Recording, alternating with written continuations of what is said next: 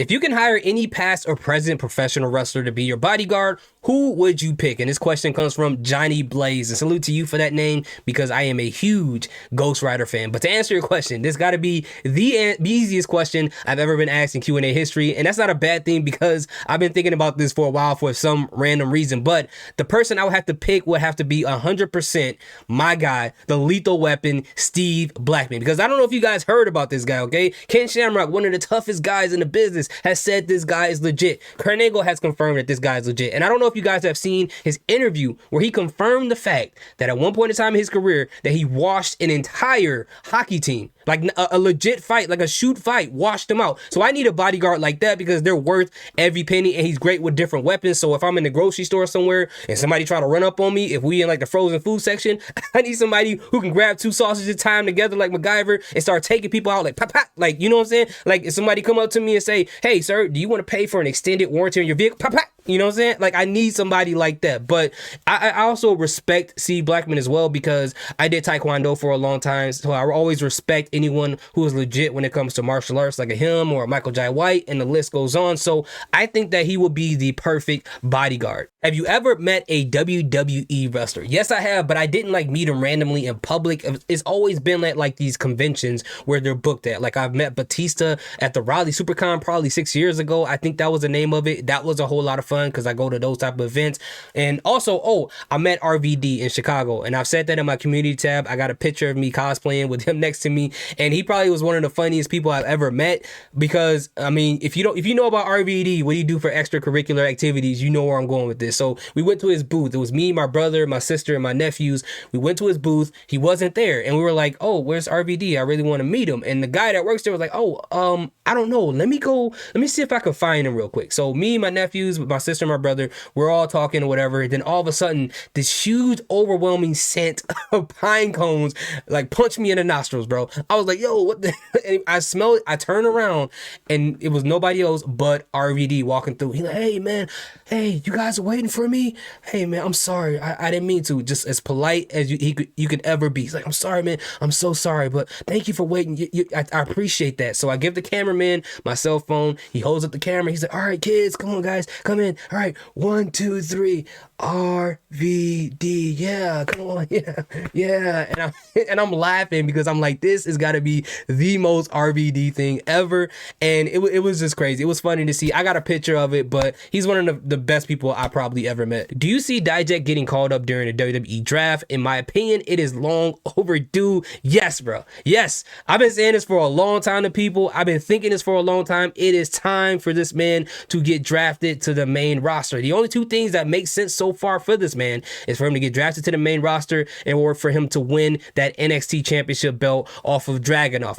Any other way makes no sense at all. This guy has been good, and been good for a long time. And I'm not just talking about his match, that banger he put on at Stand and Deliver. We go back to when he was Dominik Dijakovic. He had some bangers there. Every match that he was involved in, especially when he went up against Keith Lee, those were some amazing matches. And, you know, WWE did something weird, got him up to the main roster, renamed him to T-Bar to be a part of Retribution, which I call 50 Shades of Faction, which was the worst thing they did to anybody else. He was eventually released, and now he's back as Dijak. And again, this is the time that he needs to come up to the main roster. It's so many great matches that he can have, especially at these pay-per-views. He will be a fantastic mid-card champion. Man, they need to do it, bro. They just need to do it. Who is a wrestler in WWE currently that you think needs a new theme song? And I think the answer here is gotta be Chad Gable, right? Because with him turning heel on Monday Night Raw, he needs something a little bit darker, a little bit more grimier, as opposed to what he has now. Because when I listen to it, it kind of reminds me of those ringtones you used to buy back in the day for flip phones for 99 cents. It kind of sounds like that, like some Nextel chirp type of thing.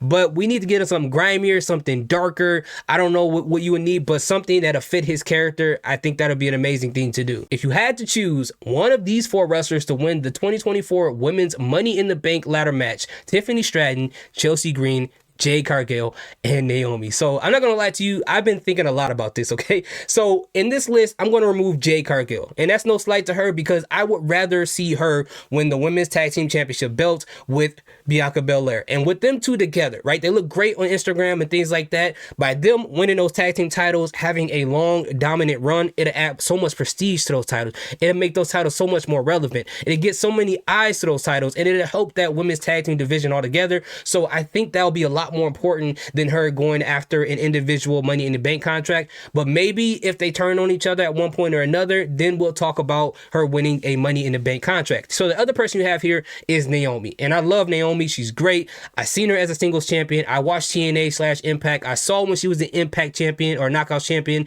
She was great. But right now, even though the way that they're booking her is great, she won against Tiffany Stratton, which is very impressive.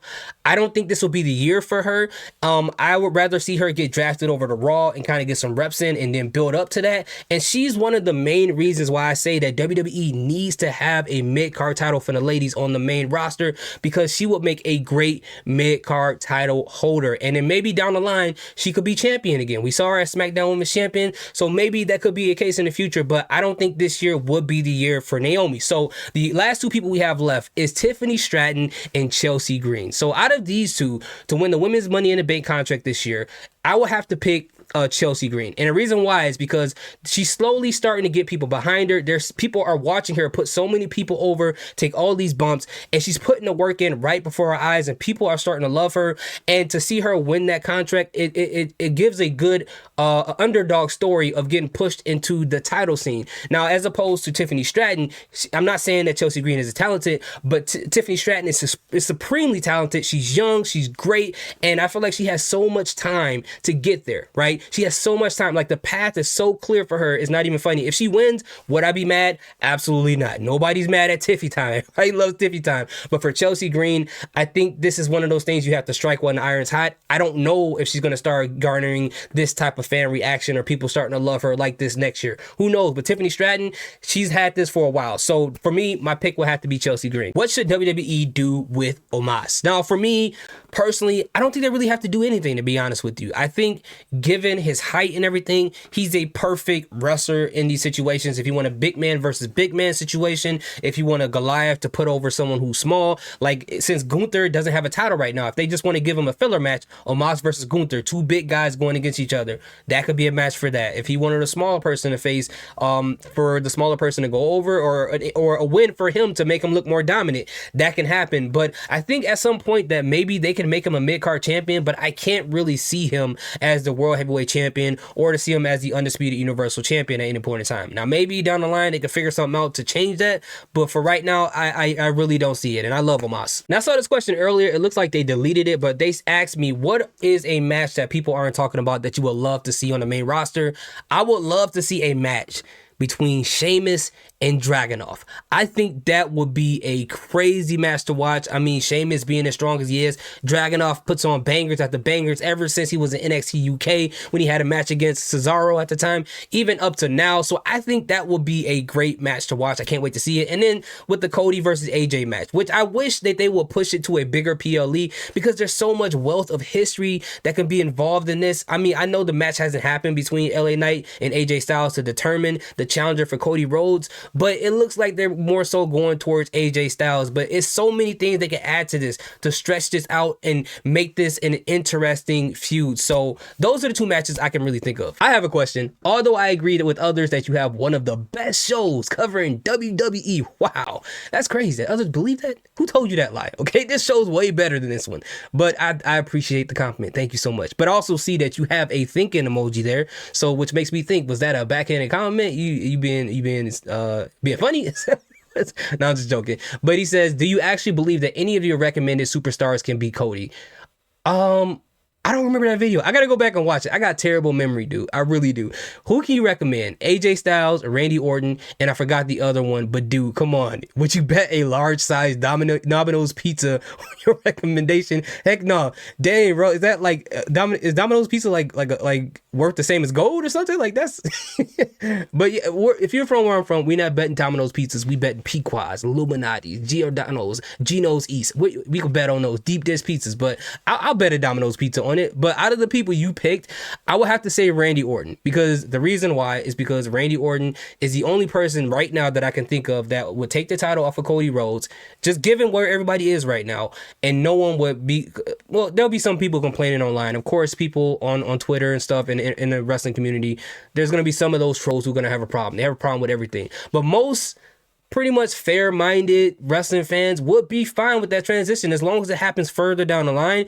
Randy Orton would be the perfect person to take that title off of Cody Rhodes, and most people do want to see Randy Orton have one more title run. So yeah, I'll bet my large Domino's pizza on Randy Orton. Thank you so much for your question, and I'm just joking. I'm not serious about any of that, but I'm serious about Randy Orton. But thank you. In your honest opinion, who are the top 5 women wrestlers of all time? You trying to get me attacked by one of these fan bases, so I don't want to get my head cut off, man, because lady wrestlers have these hardcore fan bases, man, and they're ruthless, man. I respect y'all. I'm just saying, I respect y'all out there, catching bodies on Twitter and stuff like that. I don't want to be one of the casualties, but the thing is that's kind of messed up is that, when it comes to women wrestlers in the past, they were booked to be showcased as eye candy, so they weren't really there to really show their in-ring ability. There's some that were, and some that's probably going to be on this list, but overall, they weren't really there for that reason, as opposed to women now who are able to showcase a lot of their abilities, unless like back in the day, maybe they were in like Japan or something like that. But for the most case, for like WWF specifically, they weren't really there for that purpose. But anyway, to no longer, procrastinate on a question in fear of being attacked by the women online, I'm gonna pick my 5 women wrestlers of all time, and it's not in any particular order. So number 1, I'm going to pick Trish Stratus. She was my girlfriend when I was a kid. She didn't even know it, but for all the reasons in the world. If you watch wrestling, if you watched it in the Attitude Era up till now, you know exactly why Trish Stratus is on pretty much everybody's list. I don't even have to say that. So number 2 on the list is, and again, in no order, I'm going to pick Charlotte Flair. Now, I know it's annoying to hear that name because WWE puts her in everybody's face. Every time she comes to WWE with the butt naked stomach, they're like, oh, we got to find the title somewhere and put it on her. I completely understand that, but there is no denying her in-ring ability. You may not like her on the mic. She probably doesn't. You probably feel like that she doesn't have a lot of versatility when it comes to being a heel in the face on the microphone, but there is no denying her in-ring ability, especially with her having to go past nepotism, right? Because people who are brought up by legends are judged a lot harsher than most people, right? And I get why, because they feel like they have an easier path, and I'm not here to speak up for those individuals. I let them do it themselves. But for her to have to get past that, have these phenomenal matches, right? A lot of the greatest women's matches in recent history have involved her, right? So you can't take that away from her. Number 3, I'm gonna have to put Lita on the list. Number 4, I'm gonna have to put Chyna.